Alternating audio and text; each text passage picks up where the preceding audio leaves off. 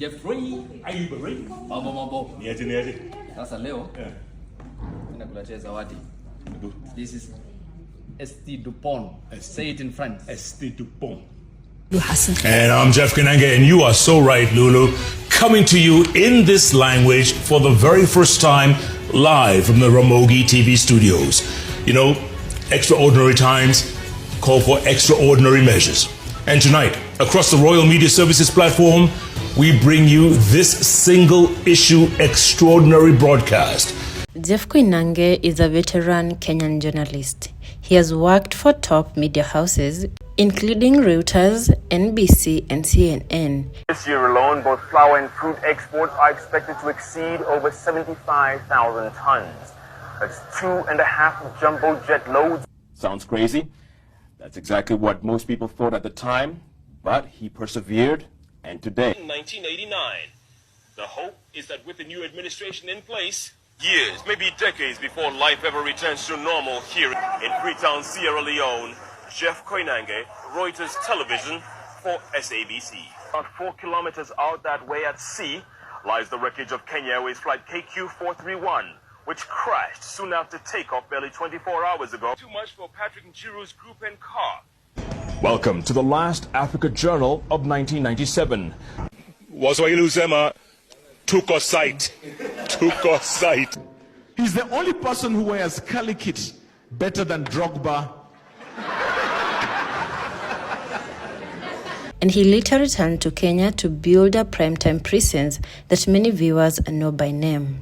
Today we ask a straightforward question: was Jeff Koinange fired from Citizen TV? Jeff Mwaura Koinange was born on January 7, 1966, into the prominent Koinange family. He pursued his early schooling in Kenya before traveling to the United States to study broadcasting. Jeff attended Kingsborough Community College and later graduated in broadcast journalism from New York University. I'm a recipient of Dr. Hill's goodwill. About many years ago, Dr. Hill recommended that I come to Kingsborough. And literally, I came straight from Africa. You know the movie Coming to America? That was me. That was me. And, you know, at the end of the first semester, someone came up to me and said, Jeff, you have a 4.0 GPA. I said, really? What's that? I said, that's a good thing. I said, okay. 3-4 semesters later, they said, Jeff, you still have that 4.0. I said, really? Yeah. They said, you're going to be the valedictorian. I said, what's that? I guess what I'm trying to say is even in the last day, you're still learning, folks, always learning. Those formative years gave him technical training and an international perspective that will shape his reporting career. In the 1990s and early 2000s, Jeff worked with international news organizations, reporting from across Africa and beyond. He served in roles for Reuters and for American networks, and he later worked as an African correspondent for CNN. During this period, he covered major events, conflicts, humanitarian crises, and political transitions, developing a reputation for direct, on-the-ground reporting. That experience built both his credibility and a style that mixes tough questions with human stories. After years abroad, Jeff returned to East Africa and anchored prominent programs on Kenyan television. He became a leading figure at local stations and eventually launched Jeff Koinange Live, known as JKL on Citizen TV, part of Royal Media Services. The show's format combined high-profile interviews, current affairs, and human interest segments. Over time, JK Live became a primetime brand closely identified with Jeff's voice and style. Jeff has kept much of his private life out of the spotlight, but basic public details are known. He has been married and is a father. Media profiles reference his marriage to Shaila and his son Jamal. Outside the studio, Jeff is known for some philanthropic involvement and for a personal taste in music and culture that contrasts with the intensity of live journalism. This private side makes public questions about his professional status feel personal to many viewers. Recently, viewers noticed an unusual change. Episodes of Jeff Koinange Live continued to air in the same primetime slot, sometimes still labeled with the JKL brand, but Jeff was not on camera. Other presenters filled in on those episodes while the show's format and title remained familiar. That absence prompted viewers to ask, where is Jeff? Did he leave? Was he fired? Or was something else happening behind the scenes? In the age of social media, absence becomes a story. Fans posted concerned messages, commentators speculated.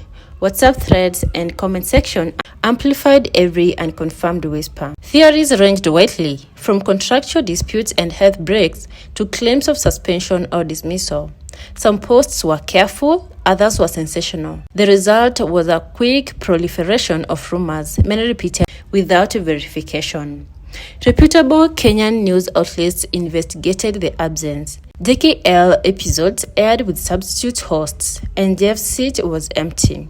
Crucially, those outlets also reported that Royal Media Services, the parent company of Citizen TV, had not issued an official statement confirming that Jeff had been fired. Journalists emphasized that, despite heavy online speculation, there was no publicly available corporate confirmation of dismissal at the time of their reporting. Later, Jeff made brief public comments, social media interactions, and short statements that suggested he was not disappearing permanently. These communications reassured some fans and invited patience from others. The key takeaway from verified coverage, absence plus social media buzz, does not equal an official firing if the employer had not confirmed it. Across social media platforms, reactions were mixed. Some defended Jeff, celebrating his contributions. Others demanded transparency from the station. Media colleagues expressed concern for clarity. Viewers missed a familiar voice. These responses show how closely people identify with media figures and how quickly speculations becomes part of the public record. Regardless of the outcome of this particular absence, Jeff Koinange's influence on Kenyan broadcasting is significant. He brought international reporting experience to Kenya, created a memorable primetime format, and remained a central figure in national conversations for years. His career, including both praise and controversy, is part of the broader evolution of Kenyan media. Hey, folks. Jeff Koinange here. Just want to let you know that all is good all the time, and I'm going to be back very, very soon, sooner than you know. So hang in there. Thanks for your support. And Maina, my brother from another mother, keep doing what you do, bro. Keep steering this ship. Jeffrey, Aibu, mambo. niaje. Sasa leo nakuletea zawadi. This is St. Dupont. Say it in French. St. Dupont. Nini kwa ndani? Si niambie bana, hata siwezi jua. Hey. Moto. Well, man. Moto.